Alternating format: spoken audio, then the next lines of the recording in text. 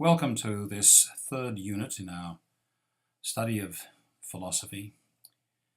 In this unit, we're going to examine briefly the pre-Socratic philosophers leading up to Socrates. In the next unit, we will look at Socrates proper, but in this unit, we're focusing on the pre-Socratics. And you realize you have the textbook before you. We have the chapter 2 and chapter 3. Those chapters will give you a fairly good overview in enough detail to give you an understanding, I think, of a number of the pre-Socratics and the sophists. So I will leave you with that. My purpose in this particular video is to give you an overview of the background out of which the pre-Socratics did their work of thinking about philosophy and the big questions. But also, I'm rather keen for you to know the key doctrines or the key ideas that some of them are coming forward, not in terms of the key ideas that particularly impacted Socrates, Plato, and Aristotle. The textbook gives you more information than that, and it does it very well. But I want to focus on linking this as background to the great work of Plato and of Aristotle. With that in mind, let's turn to the background from which the pre-Socratics spoke. And that background was really quite different in some respects. You see, we think of the Greek pre-Socratic philosophers perhaps as being people who lived in Greece, and that is true, some of them did. But the Greek-speaking world, before the time of Plato, had established colonies throughout the Mediterranean, beginning in the Aegean and moving out to the Mediterranean and expanding along the eastern coast of what we now, the western coast of what we now call Syria, and heading down even as far as Egypt, across to the west in Italy, indeed right down the Euphrates River into Iraq, what we now call Iraq, down the coast in Syria and down to Palestine, and of course down into Egypt itself. A very widespread area. What you see on this particular map is setting for you. All the black dots represent places where there were little Greek cities, city-states, and you can see how widespread they were. This, of course, doesn't take into account the Mesopotamian area, doesn't take into account Egypt or the Syrian coast, but it gives you some idea of the situation there. And that, of course, introduces some ideas to us. These Greek cities were, Greek-speaking cities were located in all of these interesting countries, and they were interconnected. They were engaged in trade and shipping, goods and services, and in each of these places they built their own little Greek cities. And what's important is that they tended to be a mirror copy of what we think of Greece in terms of the city of Athens. They had a marketplace, they had temples, which also contained libraries, they had courts, they had some form of government, sometimes democracy, sometimes dictatorships. It varied greatly. If you look at the timeline for this period, what you'll see, particularly if you look down the left-hand column of the Greek world, you'll see some of the things you might remember. The Battle of Thermopylae, the Battle of the 300, television has probed that. You'll notice this is taking place at a time when some of the pre-Socratics are actually doing their job. Heraclitus, Parmenides, Protagoras. Here we have Socrates. This is also the leading up to the age of Pericles and the whole concept of constitution in Athens. And lastly, the Peloponnesian War. And these are just some of the wars that were taking place, because if you come right across to the right-hand side, some of you have a background in Christianity and in theism, and you'll recognize the fall of Samaria, which means that Babylon and Assyria are becoming great powers, and by the time the fall of Jerusalem takes place, Babylon has become a power.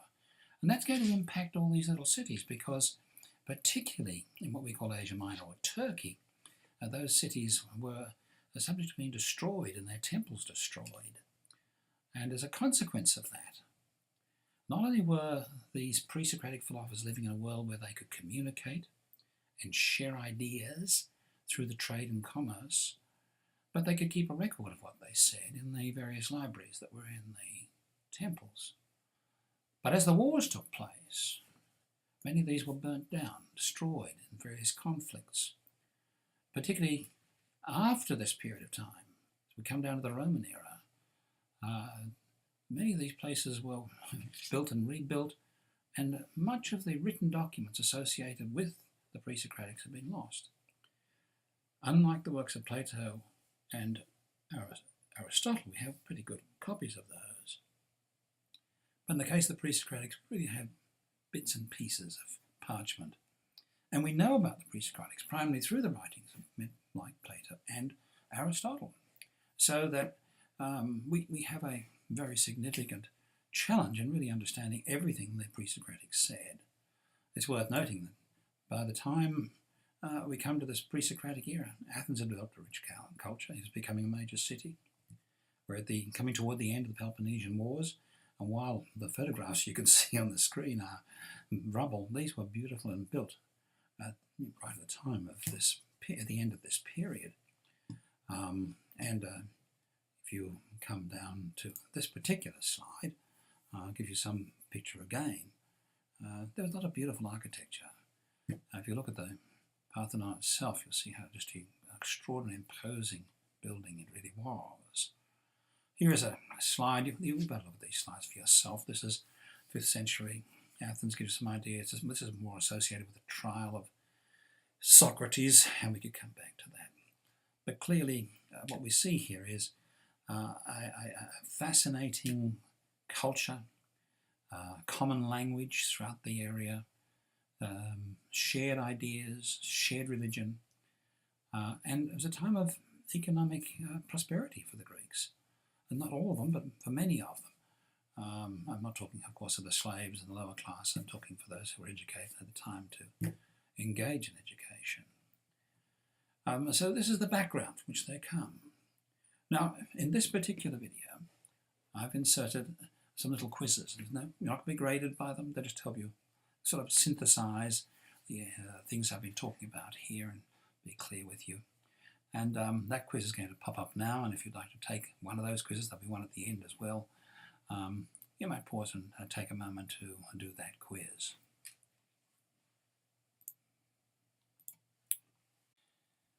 Well, let's turn our attention away now from the background, historical, political, economic and other, from which the pre-Socratics spoke to us. But turn our attention now to the key philosophers who impacted Plato and Aristotle. I'm selecting these from among the philosophers discussed in the textbook, although I think you'll find value in reading the section fully on all the pre-Socratic philosophers in the textbook. I'm selecting these philosophers because I think by looking at them in relation to Plato, the kinds of issues they interacted with will help us better prepare for a discussion of Plato and begin to see the extraordinary contribution these pre-Socratic philosophers made. And as we look at them, we will hear in them a kind of echo from the past, because many of the assertions or sayings for which they are famous have impacted people down to this very day. So let's begin with the first philosopher, Thales or Thales. And he is significant because he sets the scene for the discussion of metaphysics. And he helps us begin to understand the nature of the study of metaphysics as a sub-subject of philosophy. In metaphysics, we're asking the question, what's really real? And that's Thales' real question. Thales says, when I look at the world, what do I see in common? What is there that connects everything together? What is there that is essential to everything? And he looks at the world, he looks at rocks, he looks at trees, he looks at people, he looks at the world around him, and he sees that without water, none of these things exist. And there's water involved in everything. A vast percentage of the human body is merely water. And so he comes up with the conclusion that the essential element of reality is water.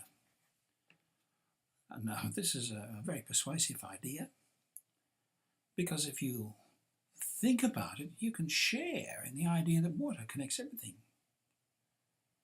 And furthermore, if you followed at all the exploits of NASA, you'll know that NASA has spent a large sum of money on trying to send rockets and space vehicles to Mars with the specific intention of trying to find signs that there was water on Mars. Because without water, life as we know it doesn't exist. And perhaps it's even fair to say reality as we know it doesn't exist. Well, he's the first metaphysician, and his influence is helping us understand the study of metaphysics. But we now come to another philosopher, another pre-Socratic philosopher, who has an emphasis on epistemology and who had an impact upon the concerns of both Plato and Aristotle. That is Heraclitus. Heraclitus is perhaps best known in popular culture for saying all is flux. And many people will point out that life is all a flux, change, and changes everywhere. And that's fine, that's indeed what he said. But more significantly, he was looking at the issue of change and what it meant in society, what it meant in life, what it meant in the world.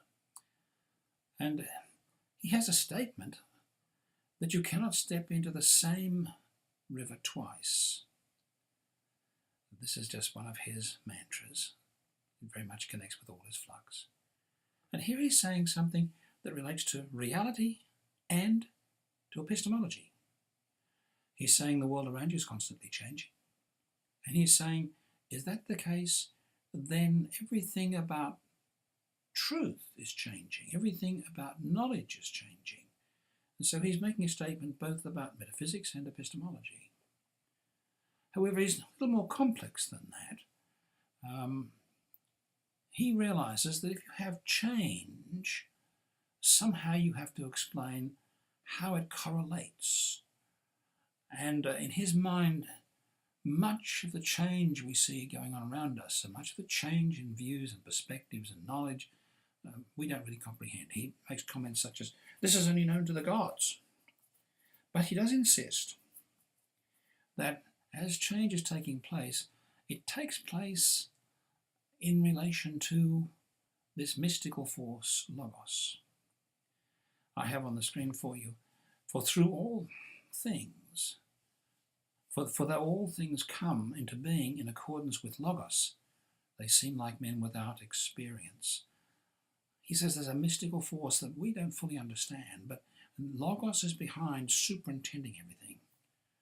So he's saying two important things. You can't step into the same river twice. And he's given a mystical Logos of superintendence, if you will, over that. Now, as far as Plato is concerned, and as far as Aristotle is concerned, both Plato and Aristotle are concerned about the changes that take place. That they're going to talk about solutions to that, but they also recognize that there is a unity, a oneness. So there's change and non-change. These are two major ideas, notions that are taking place in the world around us at the same time, and how to relate them. All Heraclitus does is point out, here it is, change, and somehow Logos is superintending that. And as far as Plato is concerned, that's inadequate, and indeed he's critical of Heraclitus. Parmenides comes on the scene for us next. And he has an interesting assertion. He looks at the world and he says, it's necessary to say and think what is. For being is, and non-being is not. And in making this assertion, he seems to be pressing the idea that you can't really say or think anything that doesn't actually exist. And there would appear to be an implication from that if you can think it and say it, then in some sense it must exist.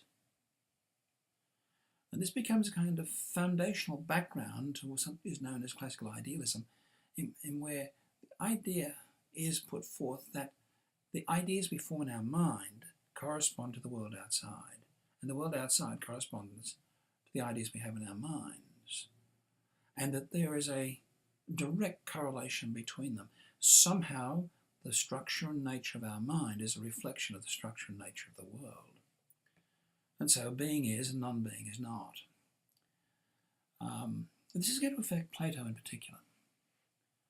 Plato's theory of forms may be said to have some of its roots in the ideas of Parmenides.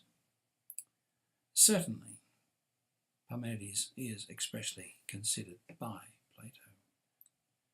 But let's move on. Protagoras and the Sophists. Well, the Sophists were those wandering teachers who basically taught oratory. They made their way around the Greek cities, teaching young men how to speak.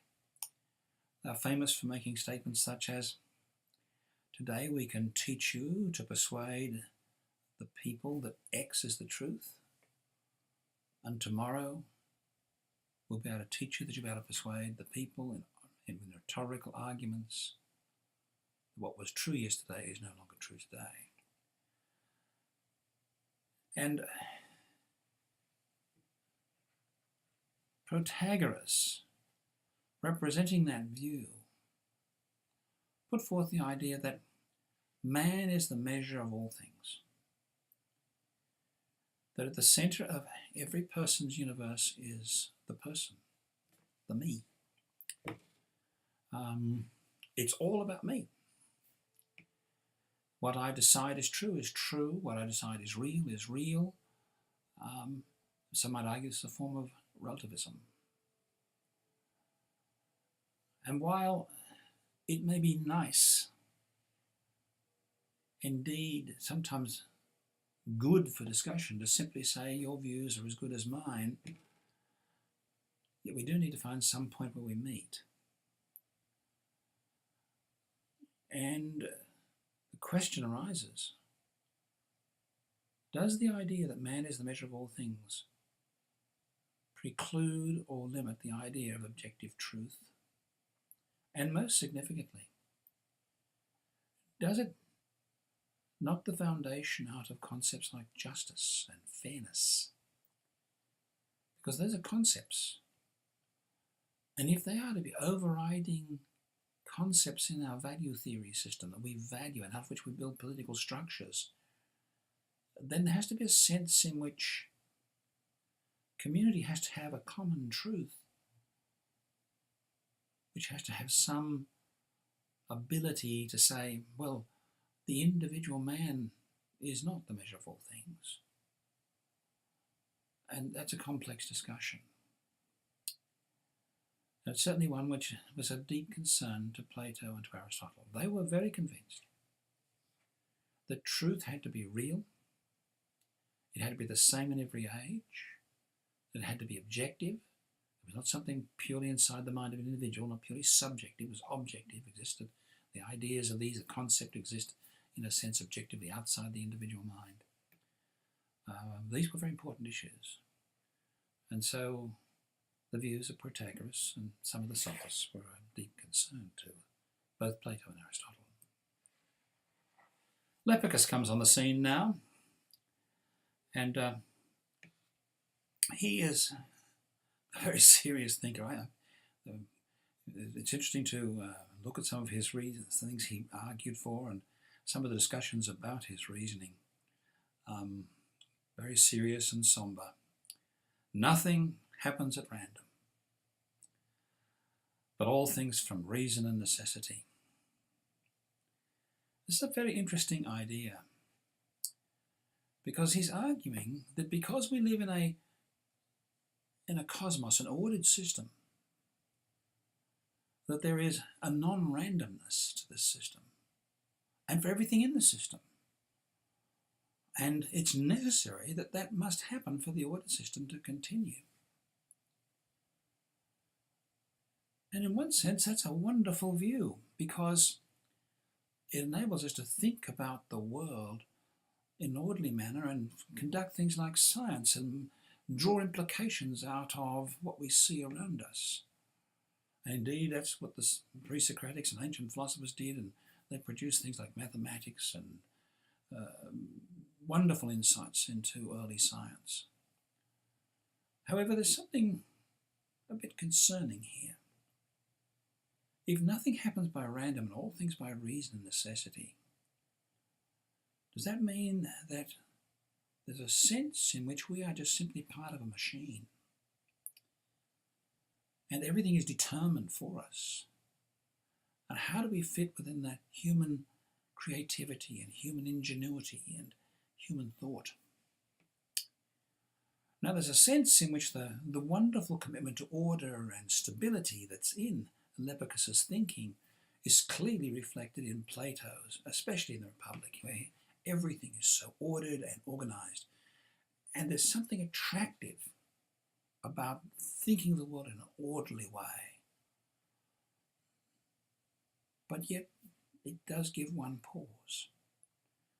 And we'll see more of that as we go on in the course and see other philosophers interacting with this. So let's come now to Zeno. Zeno really has some interesting statements. Zeno is really trying to understand what change is like. And when he thinks about the unity of things, he likes the unity. And so he says, and there's a sense in which everything is wrapped up in one big thing and never changes. There it is. And therefore, change is not as real as we think it is. Just listen to his pronouncement. Appearance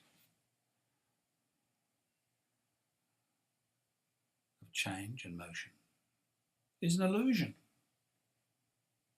whereas reality is the one.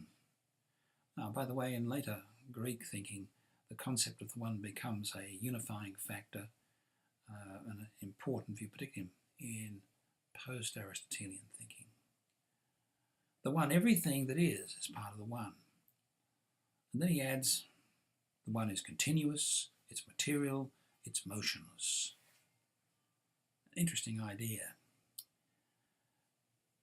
There's a sense in which, as we look at this, we see that what he's doing is coming down the side of the unity of all things and trying to say that change is irrelevant, is a mystical thing. It doesn't really exist at appearance.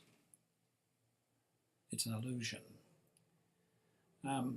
I think this is not a very satisfying solution to the change and unchanged debate, but it's an interesting one at that. Well, all of these philosophers have had a major impact. I'm leaving you to see Epicurus and his view that the good life is one that's lived without pain. That you look at that, it's very straightforward for you. Let's just go on to our friend Socrates. We're going to do more about Socrates in our next videos, but his great contribution, as far as his great pronouncement, is that on the one hand you have Heraclitus talking in terms of, let's go back that to you for a moment, I beg your pardon, Epicurus saying the good life is one lived without pain. On the other hand, you have Socrates, who's saying the good life is a life which involves us thinking about thinking. The good life is one in which I'm discovering new truths and new ideas, understanding reality more deeply and more precisely. The love of learning, the true happiness for a human life is found in knowing and growing in knowledge. Very often in our universities today we talk about being lifelong learners. Well, that's a very Socratic idea. His famous announcement, which came in one of Plato's dialogues describing the events leading up to Socrates' trial and ultimate execution, Socrates says the unexamined life is not worth living. It's an interesting idea. There are many ideas of what's a good life. But I think you can see that all of these pre-Socratics set forth ideas which we hear still today. And interestingly, we'll see them coming up again as we talk about Plato and Socrates, Plato and Aristotle. But I think we'll close at this point, just make some final conclusion comments. You can think about the views of the pre-Socratic philosophers as being monists in metaphysics, as they believed in one fundamentally or essential substance makes up reality, all is water, thales.